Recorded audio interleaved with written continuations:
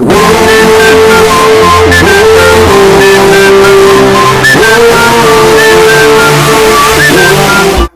to Kingdom Kids. I hope you're doing well. It's great to be able to spend this time with you.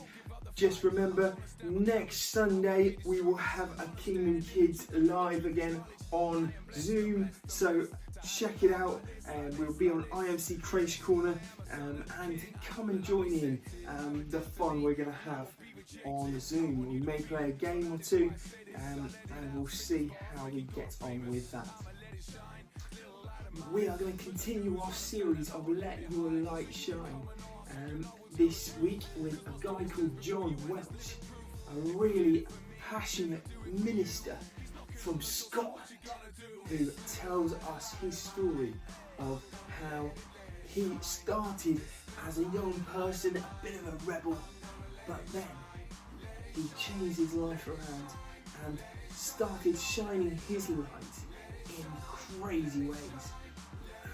God used him powerfully to save a city of people from this thing called the Black Death at the time they were going through. We are going to have our first game, and we're going to jump into the bottle flip game.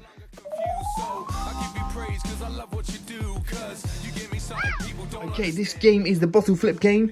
You might have seen it if you're in Kingdom Youth.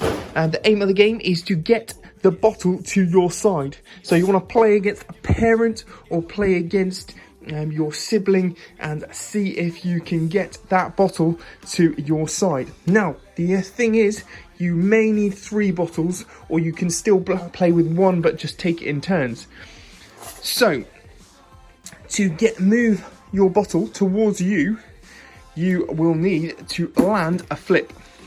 Once you land a flip, just like that, you can move it 1 place. But if your parent or sibling does a flip and lands it, they only get 1 go. They can move it back a space and keeps going. The aim is to flip it until you get it all the way to your side. If you've got no one to play with, you can still play and go from one side to the other, but the aim is to compete against each other to get that bottle to your side. Let us know how you get on, and let us know how well you do with this. We're going to now have our song for this series, Let Your Light Shine.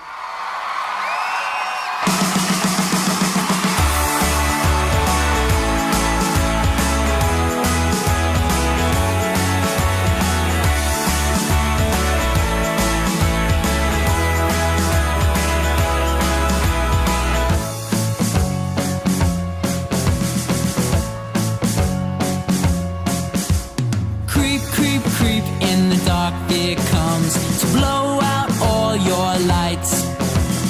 Doesn't want you telling everybody that Jesus rules all right. Let your light shine, whoa. Let your light shine, whoa. Let your light shine and let Jesus shine through you.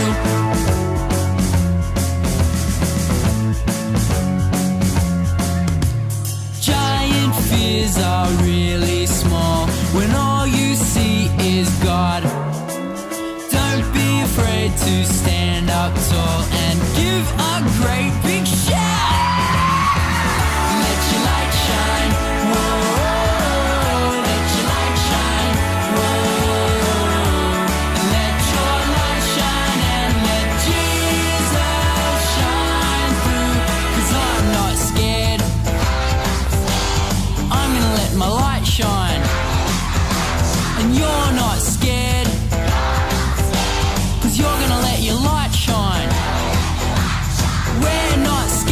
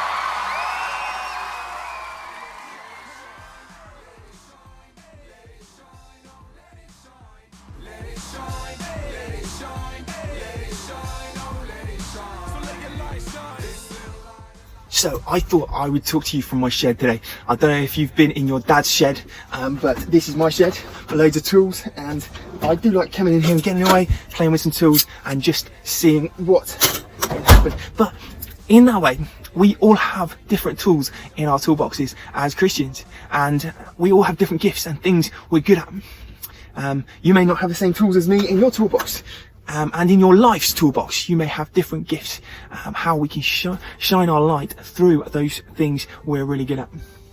But today we're talking about a guy called John Welsh. John Welsh was a Scotsman. Now, he started off as a young man. His dad was quite wealthy, but quite a strict man. And he'd get in a little bit of trouble often. And he was fear his dad. His mum was lovely, but he was a little bit scared of his dad. He just didn't see the loving side of his dad that was there, but he didn't see it. So one day he thought to himself, you know what, I'm going to run away. And that night he prepared, he got his stuff packed, and he went down the stairs. He crept down the rickety stairs. He didn't realise how creaky they were. Crept to the kitchen, grabbed a bit of food, and snuck out the door and shushed the dogs as he went out. And he started walking. He was really scared at the time, and he walked down the road. Every little sound scared him. He was just really worried about what was going to come out of the hedge. If his dad got people to chase him, he was breaking it. And as he kept walking, he found himself at the Scotland and England border. On a hill, he saw a campfire, and he thought, you know what? Well, they might want someone to come and join them. So he crept up the hill, and these guys said, what are you doing? And he said, I want to join you. He didn't realise at the time, but this group were a gang of thieves. One night they would steal from England, and the next night they would steal from Scotland. Wasn't a good bunch of people to be with. How could this guy shine his light? He was the most unlikely person to shine his light. He worked with him for a while. He learned to be a really good thief. He learned to creep things out of houses, and he learned to be very professional in that game, but it wasn't the right thing to be. And he got fed up of it in the end, living in the middle of nowhere on the top of a hill, and just camping out all the time and giving all the things he'd nicked back to the gang of thieves. And one night he thought, you know what, I've had enough of this, I'm going home. But home, how can I go home? My dad is gonna beat me. He would be so horrible. He thought to himself, you know what, there's one person I can trust to always forgive me when I get home. It was his Aunt Agnes. Aunt Agnes always had something in the oven. You know the type of aunt. She was lovely. And he thought, I'm going to go home to Aunt Agnes first, and she will talk to my dad, and he'll be fine. So he went to Aunt Agnes's house, knocked on the door, and she couldn't believe it. Oh, wow, you're home, I can't believe it. And, she sat him down, and she got out some cakes and a cup of tea. And Aunt Agnes, probably your gran or granddad, very good at making cups of tea, and sat down and had this lovely cup of tea. And it was spot on. Then he had some rumbling cartwheels in the drive, and Aunt Agnes was like, don't expect anyone right now. And John was breaking it. He thought, oh no, my dad's here.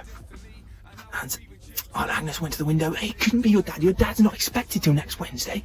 And she got to the window and said, is your dad? Get in the wardrobe. So he hid in the wardrobe, and Aunt Agnes brought his dad in, and he was sat down, and he sounded really upset. He said, well, any news of your son? And he was called John too. He said, no, I just want him to come home. And in his voice, John in the wardrobe realised that his dad actually loved him. And Aunt Agnes said, John, come out. And he came out shaking like a leaf, and his dad got that strict face on again. Said, oh, you come home? Why have you come home? He said, I want to be a minister. You want to be a minister? Seriously? this boy who had just been thieving from Scotland and England decided he wanted to be a minister. And what a minister he was. He would preach in loads of places, and one place he went to, they used to sword fight in the streets. Just imagine, sword fighting in the streets. It was ridiculous, and he wanted to stop this. So one day he was walking down the street and a sword fight started, and he jumped in the middle, knocked them on their hands to stop them sword fighting, and then he called to a restaurant and he says, bring out your tables and chairs and put down your swords unless you're going to butter your bread with them. And they sat round and had a meal, and in that place he stopped all the sword fighting from happening. And another place, it was at the time of the Black Death, which was a little bit like the coronavirus, but a lot worse. You die quite quickly, and they had to quarantine areas, and they wouldn't let traders in unless they had a clean certificate to say they hadn't been near a place with the Black Death. And one day, these horsemen came to the city that John was a minister in, and they asked John to pray over the horses to check whether the Black Death was in the sacks, because they had a clean certificate. But John felt God telling him that the disease was in the sack.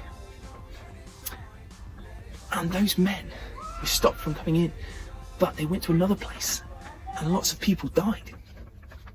But in the city John was administering, no one died, because God had spoken through John. John had listened to what God had said. He got deported to France because he was a little bit still rebellious, but not rebellious against what was good, but rebellious against what was bad and fighting for what was good. One night, he and his wife were in bed, and through their window came a cannon. It's based on a true story. A cannon came through their window and split their bed in two. Actually, it was only John was in bed, and John was sleeping to one side, and the cannon went right through his bed, and everyone rushed upstairs and said, John, are you okay? And he said, yeah, I'm fine. I was just praying, thanking God that I wasn't lying in the middle of the bed. That's good, isn't it? I wasn't lying in the middle. One time, they had some students coming to stay, and one of them died while they were there. And John said, don't take him. He prayed and prayed over this man, and he came back to life. This is the man that we're talking about today, a guy who really trusted in God and talked to God, and God shone through John, and John lived a life honouring God. So, how are you going to shine your light?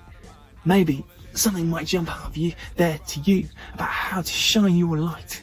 A little bit like John. He started off a bit rebellious, but he turned his life around when he met Jesus, and he became a minister and preached and told people about how amazing Jesus was, but also fought for the good and fought for the right things. Thank you. I hope you've had fun with us today, and let's finish with a prayer. Lord, help us think about how we can let our light shine, like John Welsh. How he didn't just settle for normal, he set his life to do stuff for you, Jesus, and he wanted to shine his light in the way he did that. Help us to think about ways we can shine our light this week into situations around us. In your name, amen. Thank you for joining us in Kingdom Kids. I hope you have an amazing rest of the day, and we'll see you next week.